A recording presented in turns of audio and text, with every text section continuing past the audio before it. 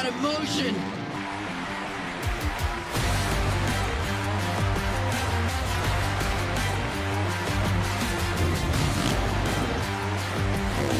Around the outside. It's time to bring the action.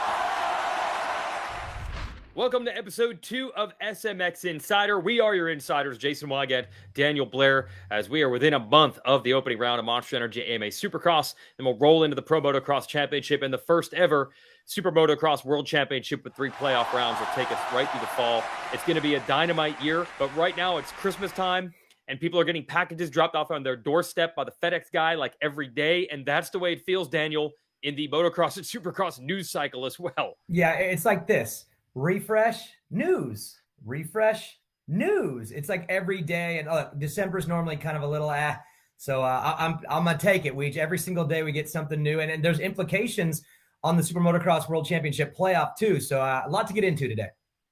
Yep, we finally know what team Ken Roczen is going to ride for. There's some Justin Cooper news as an addition to the 450 squad for Monster Energy, Yamaha Star Racing, and a lot of other things to unpack. One rider, unfortunately, we said news is coming in hot and heavy, but occasionally it's not the news we want to hear. This is really bad. So Brandon Hartranft, who had a really strong second season on a 450 with the Twisted Tea HEP Suzuki team, huge crash. Now some of the information has come out. I know you know him pretty well. He and I are both from New Jersey, so we go way back. He should make a recovery, but man, we got to send our best thoughts, prayers, and wishes out to Hartranft. Man, that's bad. It's going to be tough for his career. I think he's going to fight back from it. So professionally, big bummer, but still tugs at my heart, man. I'm just super bummed for Brandon, and he's a strong dude, though. He'll make a comeback. Baby Bam Bam. We have Baby Bam Bam. There's a Baby Bam Bam now. There's a little one now. Bam Jr. has arrived. Yeah, so finally, Justin Barcia and his wife Amber, Sonny Gray, they've had a baby. We did not get to see Barcia actually at the Supercross media events last week because they were a little busy waiting for their first child to be welcomed into the world. Here's the thing, Daniel, you've been around a long time. Do you remember when a rider used to get married, let alone have a child? It was done. It was over. Just immediately add 2 seconds to his lap time. He was going to instantly slow down. It has become the exact opposite, led by Eli Tomac, who became the first dad to be a Supercross champ, and now he's done it twice. I don't know, maybe Barcia's going to be even better now. This is weird how this is turning out. Hey, the Supercross pits have turned into a daycare. That's all I'm going to say, because all of a sudden, every rider's got a kid or a one on the way. But I'm thinking back to 2020, Salt Lake City. There's Tomac on the podium. He's a champ. The first champion in Supercross history to ever be a dad. How crazy is that in 2020, the first champ to ever be a dad, there's Eli Tomac. And since then, I swear every single rider has had a kid or two. So I don't know if this is just a trend or a fad, or if it's just the age of the athletes, because they're all a lot older now than we've seen. Maybe they're saying, hey, it worked for Tomac. I'm just going to borrow any part of his playbook I can borrow. He does the whoops like this. He does the corners like this. He's got a kid. Yep, let's do that. I don't know, but hey, there's kids everywhere now at Supercross, and now congratulations to the Barcia family. They got their own. Let's talk 250 class a little bit. We didn't get into it much last week. You touched on it.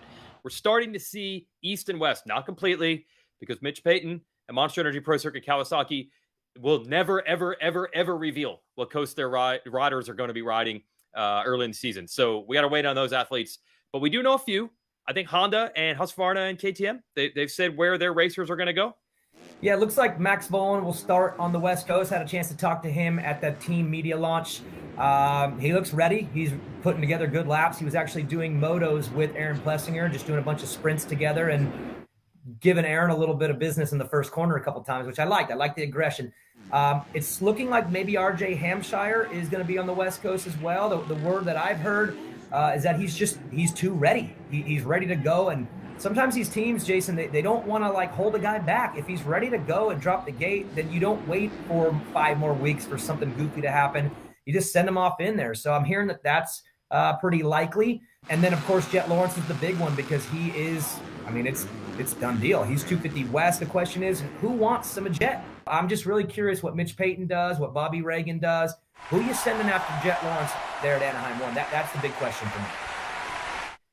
Okay, let's get into, you mentioned Bobby Reagan there with Star Racing. You had a very special message for Bobby last week. So apparently the show is not just SMX Insider. I think it's SMX Influencer. Let's go back to last week's show. Bobby Reagan, and I'm talking to you right now. let him race. He won you a 250 Supercross championship. He won you the Motocross of Nations. He's going to be part of your future more than likely. Look, he's still young and developing in a class that he's going to be good in. Just let him do it. It's the Wild West over there. You got like 500 riders on your team. Let Justin Cooper race the 450. It's as easy as that. Well, you did it. You did it. You said last week, put Justin Cooper on a 450. And what happens this week? They're going to put Justin Cooper on a 450, Daniel. I have a lot of power. I don't use Really? it all the time. I don't want everyone to know about these superpowers that I have. I use them when I need them, and I needed it at that moment. I needed Justin Cooper out there, so I decided to put a little spell on Bobby, and it worked. That was easy. I mean, if there's anything else you guys want done, just let me know. I'll take care of it. That's probably the biggest news this week, J. Coop on a 450, except the overall biggest news of the offseason. We know what that's been. Who's owned the offseason this year, Daniel? I don't know. There's not a certain guy who's been on Instagram like every couple of days just stirring the pot. No. I haven't seen anything like that at all. No one has ridden different bikes, different exhaust pipes in his Instagram. We finally know. Ken Roczen is back on Suzuki. The Twisted THP Suzuki team is going to have a separate wing. I believe it'll be sponsored by Progressive, and they're going to bring in Kenny Roczen and a 250 program for that squad for the first time. People love this, Daniel. They love seeing Roczen back on a Suzuki. I think he's going to be phenomenal because he's phenomenal on anything. I just want to throw a shout out to Dustin Pipes, one of the team owners there. He's a former privateer racer who has now built a team that has Ken Roczen on it. Suzuki is getting all the love because of the great history Roczen has already had with that brand, winning races and titles before, but a former privateer racer now has Ken Roczen on his team. It's impressive. And we saw the magic dust that team switches can lead to. Last year, the top three in Supercross points, Tomac, Anderson, Stewart, all were on new teams. We have riders switching right now with Craig, who we mentioned, Colt Nichols, and Roczen. Had a chance to talk to all three about their change of scenery. Yeah, this whole opportunity with Honda was kind of a long shot at first, really. I thought Honda and Ken Roczen would continue their relationship, and it just didn't end up working out. They split and went their separate ways, and we had kind of planted the seed with Honda months prior. Like I said, just thinking kind of a long shot, and one thing led to another. They called after they decided Kenny was going to leave and they weren't going to keep that relationship going. To land here was kind of the best possible scenario, so it was unexpected, but like I said, the best possible thing ended up working, which is pretty rare, but pretty excited to be here.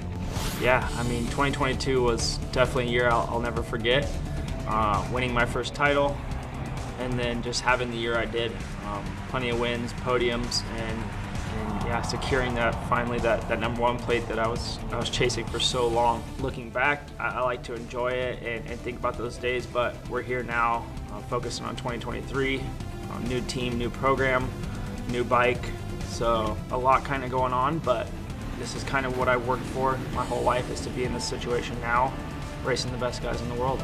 I ended up going with the Progressive Insurance X-Star Suzuki team, and I'm very excited about that because obviously I have a long history with Suzuki throughout my career multiple times, and as soon as I jumped on the bike, of course I'm still learning the bike, but something felt very familiar, and I was really comfortable on it right away, and I guess the bike just did something to me that was unique and special, and I enjoy every time I go on the track, and I can just focus on my riding and just have a good time with it. So I think it was the perfect fit, and I'm excited to see what the future holds.